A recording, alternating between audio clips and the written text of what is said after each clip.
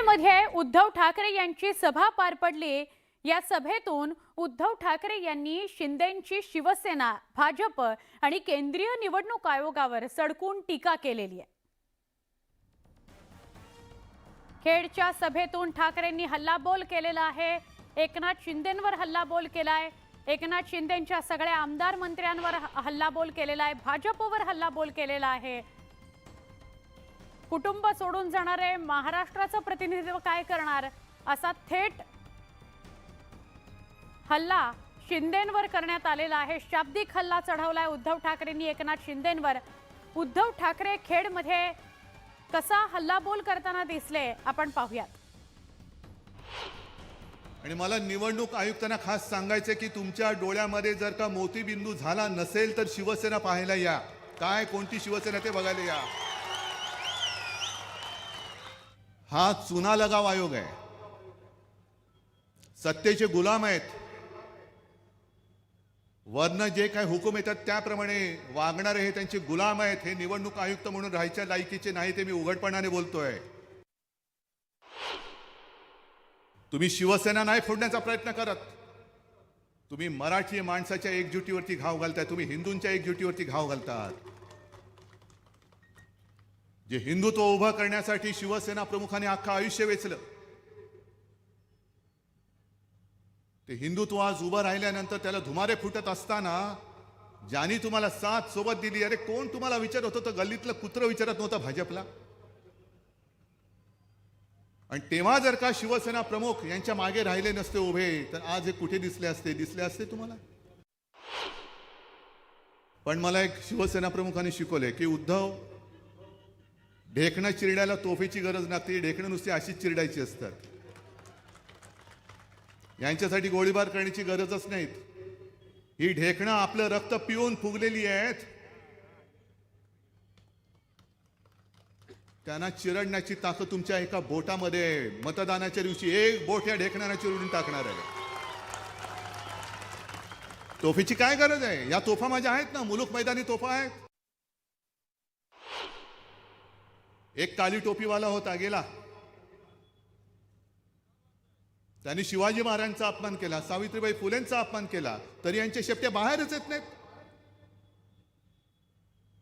दिल्ली समोर शेपट्या हात घालून बसणं हे बाळासाहेबांचे विचार नव्हते, कदापि नव्हते। पण मी घरामध्ये बसून जो महाराष्ट्र सांभाळला, तो तुम्ही आज घराघरा गुवाहाटी बिवाहाटीला जाऊन सुद्धा महाराष्ट्र सांभाळू शकत नाही आहात। तुमचा अर्धा वेळ नुसता फिरण्यामध्येच जातोय। एक तर दिल्लीला मुजरे मारायला जाणं, त्याच्यामध्ये अर्ध आयुष्य चाललेलं आहे। आणि बाकीच्यांना, काही जणांना खोके अजून पूर्ण मिळालेले नाहीत, मंत्रिपद देता येत नाही, त्यांना सांभाळताना तुमचं उरलेलं आयुष्य जातंय। तेव्हा म्हणे एकच जाहिरात होती, माझे कुटुंब माझी जबाबदारी। हो, होतीच। हे माझं कुटुंब आहे, अख्खा महाराष्ट्र माझं कुटुंब आहे आणि हे माझं कुटुंब माझी जबाबदारी आहे। म्हणून तर सगळ्या महाराष्ट्रामध्ये मला कुटुंबातील एक हा बहुमान जो कदाचित कोणालाही मिळाला नसेल, तो ते प्रेम मला मिळालेलं आहे। कारण महाराष्ट्र माझं कुटुंब आहे, माझं कुटुंब माझी जबाबदारी आहेच। पण जो कुटुंबाची जबाबदारी घेऊ शकत नाही, तो महाराष्ट्राची जबाबदारी काय घेऊ शकणार? जो कुटुंब बदलत बसतो, तो महाराष्ट्राची जबाबदारी काय घेणार? जे काल परवाकडे मिंदे बोलले की बरं झालं आमचं देशद्रोह्यांबरोबरचं चहापान टळलं, मग घातला दोडगोस सगळ्यांनी। मग म्हणाले नाही नाही नाही नाही नाही नाही तसं नाही, मी तुम्हाला उद्देशून देशद्रोही, अरे बोलू कैसा शक्य येईल? बोलला सर जीभ हसून टाकू, कारण आम्ही देशद्रोही नाहीच आहोत, देशप्रेमी आहोत। आणि मुख्यमंत्री म्हणून मी बोलत नाही, मी मिंदेना बोलतोय। शिवसेनेचे मुख्य प्रवक्ते नरेश म्हस्के आपल्या सोबत आहेत। नरेशजी, खेडच्या सभेतून एकनाथ शिंदेंवर हल्लाबोल करण्यात आलेला आहे।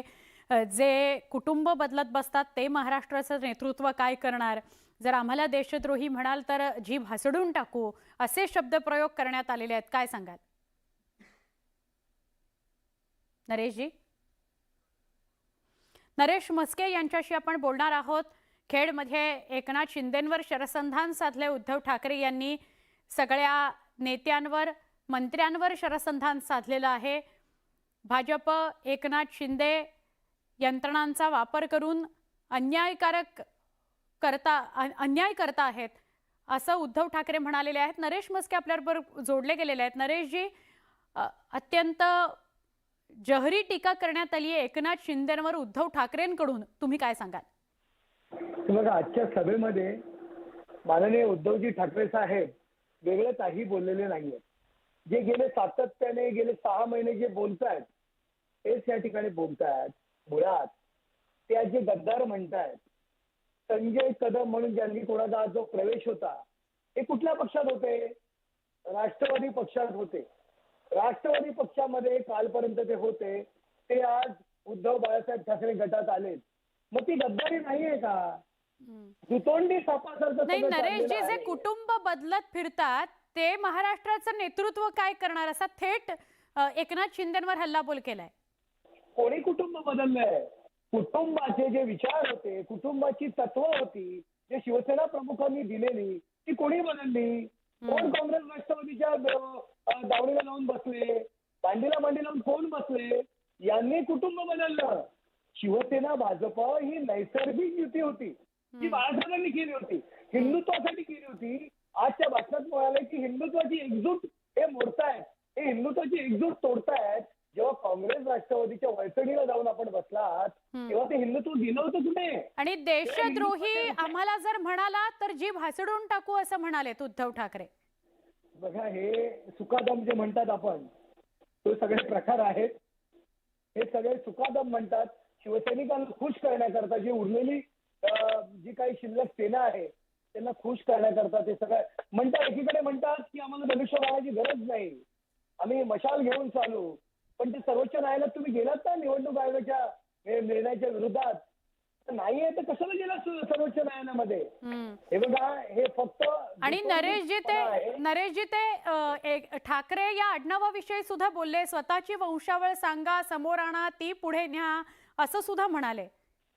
आज आपण मुंबईमध्ये मुक्ती फाउंडेशनचा एक कार्यक्रम होता. ठाकरे घराण्याची सून काय म्हणाली आपण ऐकलं असेल. बघा, दाखवा तुम्ही की फक्त ते वारसा उद्धवजींनाच आहे का? आज तेजस्वींचा मुलगा एकनाथ शिंदे साहेबांबरोबर आहे. नीता ठाकरे स्वतः त्यांची मुलं एकनाथ शिंदे साहेबांना पाठिंबा देत आहेत.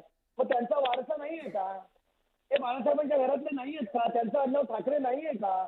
राज ठाकरे साहेब हे सुद्धा घराण्यातलेच आहेत. त्यांनी वेगळी चूल मांडलेली आहे.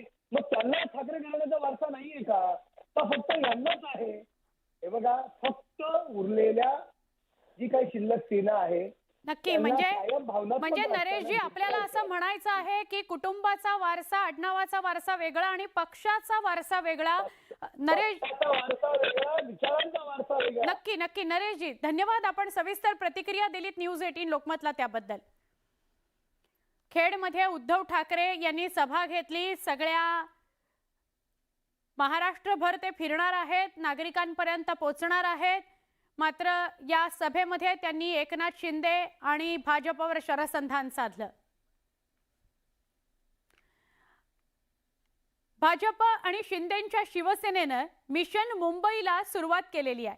मुंबईतील 6 लोकसभा मतदारसंघांमध्ये भाजप शिवसेनेच्या वतीनं आशीर्वाद यात्रा काढण्यात येते. अयोध्येवरून आणलेल्या धनुष्यबाणासह घाटकोपर ते मुलुंड यात्रा काढत या उपक्रमाचा शुभारंभ करण्यात आला. ठाकरे गटाचे आमदार आदित्य ठाकरे यांच्या वरळी मतदारसंघात सुद्धा आशीर्वाद यात्रा काढण्यात आली. वरळीतील यात्रेत मुख्यमंत्री एकनाथ शिंदे यांनी हजेरी लावली. या यात्रेच्या माध्यमातून ठाकरे गटाला प्रत्युत्तर देण्याचा भाजप शिवसेनेचा प्रयत्न आहे. या यात्रेच्या माध्यमातून सामान्य माणसापर्यंत पोहोचण्याचा प्रयत्न करण्यात येणार आहे. 2 तासांचा प्रवास करून प्रत्येक लोकसभेतील एका पावन प्रसिद्ध मंदिरात सुद्धा ही यात्रा दर्शन घेणार आहे आणि मग पुढे जाणार आहे. अशा 6 यात्रा निघतील. 5 मार्चला 2, 9 मार्चला 2 आणि 11 मार्चला प्रत्येक दिवशी 2 लोकसभा क्षेत्रात ही आशीर्वाद यात्रा निघणार आहे. आमच्या शिवगर्जना यात्रेला शिवसेनेच्या आमच्या प्रचंड प्रतिसाद राज्याच्या कानाकोपऱ्यात मिळाला. त्यामुळे ते मुळापासून हादरलेत. जनता जरी कागदावर तुमच्याकडे चिन्ह आला असेल, शिवसेना ही कागदोपत्री आली असली तरी शिवसेनेचा वारसा जनमताचा पाठिंबा हा उद्धव ठाकरे यांच्या बाजूने आहे.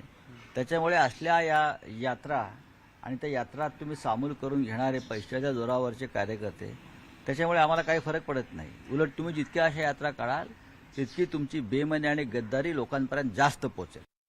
तुम्ही दारोदारी भटकताय ते कशासाठी भटकताय? तेजस्वी यादवच्या घरी, स्टॅलिनच्या घरी, अरविंद केजरीवालच्या दारात ती कटोरी घेऊन फिरण्यापेक्षा जनतेचा आशीर्वाद मागणारी आमची यात्रा बरी.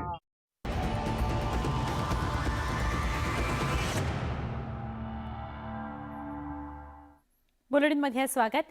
गेल्या 12 वर्षांपासून नवनीत राणा आणि रवी राणा होळीचा सण आदिवासी बांधवांसोबत साजरा करतायत. आदिवासी बांधवांकरता होळी हा सगळ्यात महत्त्वाचा सण असतो. राणा दाम्पत्य होळी करता तब्बल 5 ते 7 दिवस मेळघाटातील आदिवासी बांधवांसोबत असतात. नवनीत राणा यांनी मेळघाटातील महिलांसोबत आदिवासी गादली नृत्यावर तार धरला, तर आमदार रवी राणा यांनी ढोलकी वाजवून सहभाग घेतला.